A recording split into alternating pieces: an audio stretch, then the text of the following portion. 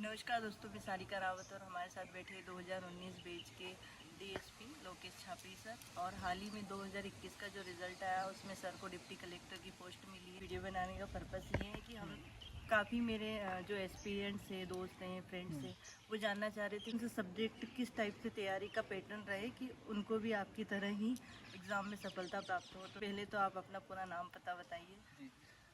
Hello friends, मेरा नाम लोकेश छापरे है और मैं हरदा ज़िले से हूँ। जैसा कि मैम ने बताया कि 2019 में मैं डीएसपी के रूप में चयनित हुआ और 2021 जो अभी हाल ही में 2-3 दिन पहले रिज़ल्ट आया है उसमें मुझे डिप्टी कलेक्टर का पद मिला है। जैसा कि मैम ने क्वेश्चन पूछा है कि तैयारी किस रूप में की जानी चाहिए। कोई भी बिगिनर्स यदि है और उसके पास टाइम है तो उसे एनसीईआरटी से स्टार्ट करना चाहिए ताकि उसका बेस बहुत अच्छे से बन सके। और जो रेफरेंस बुक है जैसे पॉलिटी के लिए लक्ष्मीकांत है, जियोग्राफी के लिए महेश कुमार बंडवाल है, हिस्ट्री के लिए दृष्टि की क्विक बुक ले सकते हैं आप, या फिर सतीश चंद्र या बिपिन चंद्र जैसी बुक ले सकते हैं। इन बुक से यदि आप पढ़ते हैं और अपना बेस बनाते हैं तो वो काफ़ी मजबूत रहेगा। आप प्री मेंस इंटरव्यू किसी में नहीं रुकेंगे। तो आप कई छात्र ऐसे होते हैं जो प्री मेंस और इंटरव्यू को पृथक दृष्टिकोण से देखते हैं, परंतु ऐसा बिल्कुल नहीं है। तीनों को यदि आप एकीकृत रूप में देखेंगे तो आपका चयन बहुत आसान होगा। सर, कई लोगों का क्वेश्चन रहता है कि कुछ लोगों का कहना है कोचिंग में जाते कोचिंग से टाइम वेस्ट होता है, कुछ लोगों का कहना है कि सेल्फ पढ़ाई ज़्यादा अच्छे से होती है। तो इस पर आपका क्या मत है? इस पर मिश्रित ही मत है मेरा। यदि किसी के पास प्रॉपर गाइडेंस है घरेलू स्तर पर, किसी के सीनियर हो सकते हैं, किसी के फैमिली में हो सकते हैं, तो वो सेल्फ स्टडी कर सकते हैं।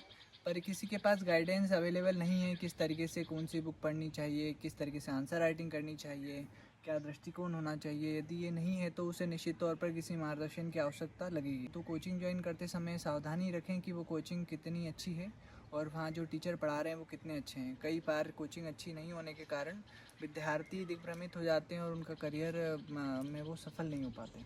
अच्छा, 12th से जो ग्रेजुएशन के लिए जाते हैं स्टूडेंट को तभी देना चाहिए या फिर ग्रेजुएशन के बाद समय देना चाहिए? इसमें दोनों ही चीज़ें हैं। मैंने 12th के बाद से स्टार्ट कर दी थी तैयारी, तो ग्रेजुएशन के दौरान मेरी काफ़ी तैयारी हो चुकी थी और उसके पश्चात जब मैंने फर्स्ट अटैम्प्ट 19 में दिया तो मुझे सफलता मिल चुकी थी और सेकंड अटैम्प्ट 2020 में मैं अधीनस्थ लेखा सेवा के रूप में चयनित हुआ और बाद में अभी डिप्टी कलेक्टर। और कुछ लोग ग्रेजुएशन के पश्चात भी कर सकते हैं, ऐसा नहीं है कि आपको फिर बहुत ज़्यादा टाइम लगेगा। ग्रेजुएशन करने के पश्चात आप एक कॉलेज की पढ़ाई तो कर ही चुके होते हैं, कई सब्जेक्ट आप पढ़ के आते हैं, तो आप एक तरीके से आपके जो कई सब्जेक्ट का बेस बन जाता है, तो आप फिर 1-2 साल में फिर एग्ज़ाम भी निकाल सकते हैं। किस तरीके से पढ़ाई करते हैं ग्रेजुएशन के दौरान यदि तैयारी कर रहे हैं तो, और यदि ग्रेजुएशन के पश्चात यदि आप तैयारी स्टार्ट करते हैं तो कितने डेडिकेशन के साथ तैयारी कर रहे हैं, सफलता उसी पर निर्भर करेगी। के अलावा सर, आप हमारे स्टूडेंट को क्या संदेश देना चाहते हैं? मैं उन्हें यही संदेश देना चाहूँगा कि कई बार होता है कि हम प्री मेंस या किसी लेवल पर रुक जाते हैं, परंतु आप ये देखिए कि आप सफलता के काफ़ी करीब होते हैं। एक जो सफलता की महीन रेखा है उसके करीब होते हैं, और यदि वहाँ आप हार मान लेते हैं तो फिर आप कभी भी सफल नहीं हो पाएंगे। और जिस मोटिव को लेकर आपने तैयारी स्टार्ट की है उसे बनाए रखें, क्योंकि यदि आपके पास मोटिवेशन नहीं है, जो एक आग होनी चाहिए, जोश होना चाहिए तैयारी के दौरान, यदि वो नहीं है तो वो चुनौती है।